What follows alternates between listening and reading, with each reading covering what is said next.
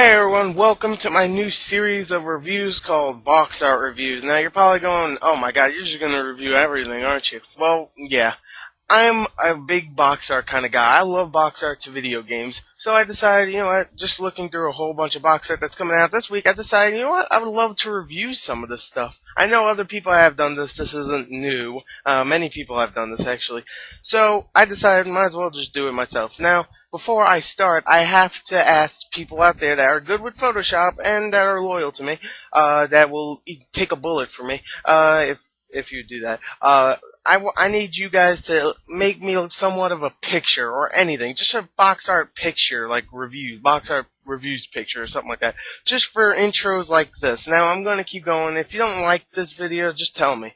Alright, then I'll stop doing them. But every Monday, I'm going to take what box art for video games that are coming out, and I'm going to give my opinion of them and say how shitty they look or whatever. Okay, so let's go on to the first box art of this week. There's about 6 games this week, if you can't tell by the title.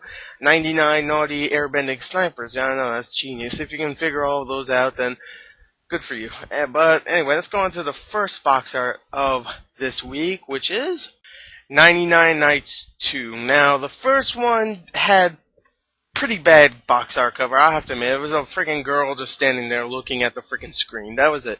This one is actually much better. It has a lot of blue, I'll tell you that. It has a cool logo. It also has one badass looking guy with a huge sword facing about 1 million troop. If you know what I'm saying by that, then congrats. But there's like a whole bunch of guys and there's just one dude with a sword. Now that just shows, like, that just explains the game perfectly. That describes the game perfectly. Unlike the first one, which was just a girl looking at the freaking screen with a white background. That was boring. This one, a whole bunch of people, that's what you do, and it obviously looks like a hack and slash game. And it is. But I'm not really excited for it. But the box art, I have to say, it looks pretty good. If I had to give it a score, I'd give it a Charlie Brown out of a cookie dough.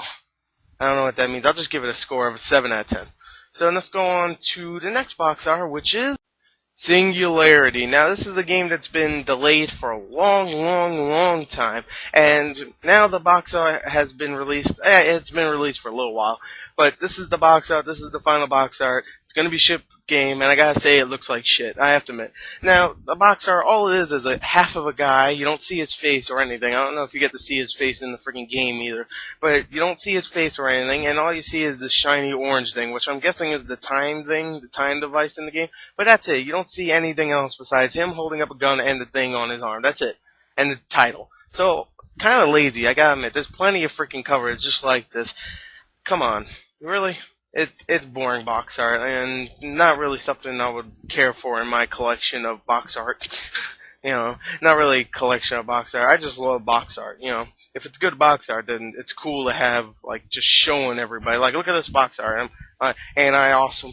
Anyway, this box art's boring. I give it a 4 out of 10. And the next box art cover is Lego Harry Potter Years 1 to 4. Now, I gotta admit, this background also has a lot of blue. It also has some green. It also has the 3 freaking homosexuals from the Harry Potter movies. You got Harry Potter, you got Weirdo on the left, and Ginger on the right. I don't know their names. I don't watch the movies, I'll be honest. I know, I liked the movies, I did, but I stopped watching them after, I think, the third one, which was Goblet of Fire, I think. Was the third one Goblin? No, that was Prisoner of Azkaban. After that, I stopped watching them. I don't know why. I just didn't get back into them. And I'm meaning to watch them again. Maybe try to watch them all after the next 2 come out, but whatever. This box art is pretty bland. It's only the 3 Lego guys, like, doing Expecto Patrucho or whatever. And you got I forgot the guy's name, the guy on the right. I know the actor's name, Rupert Grint, but he has, like, something on his head. He has a rat, I think, on his head. I don't know. Funny, you know. Lego games usually are comedic, so whatever. It kind of looks weird, though, how the Lego is placed on this cover. It looks like they just plastered the Lego symbol on the Harry Potter symbol and just said, you know, go with it. Make some crappy box art, and there you go. Kind of lazy, 5 out of 10. But let's go on to the next box art, which is The Last Airbender. Now, I'm just gonna say right here, another freaking cover with a lot of blue, and this time some orangey reddish because it's supposed to be fire and one of them is supposed to be air and stuff, whatever, and water, whatever. I'm excited for the movie. I'm not excited for the game. The game doesn't look all that great, but the box art doesn't look that bad, actually. It looks pretty cool. I'm tired of seeing covers like this where it uses a lot of blue and red and orange and stuff and has the characters' faces. That's really it. But it still looks pretty cool, I have to admit. So I'm just going to say this one, overall, it's an okay cover. I'll give it a 6 out of 10. Not bad.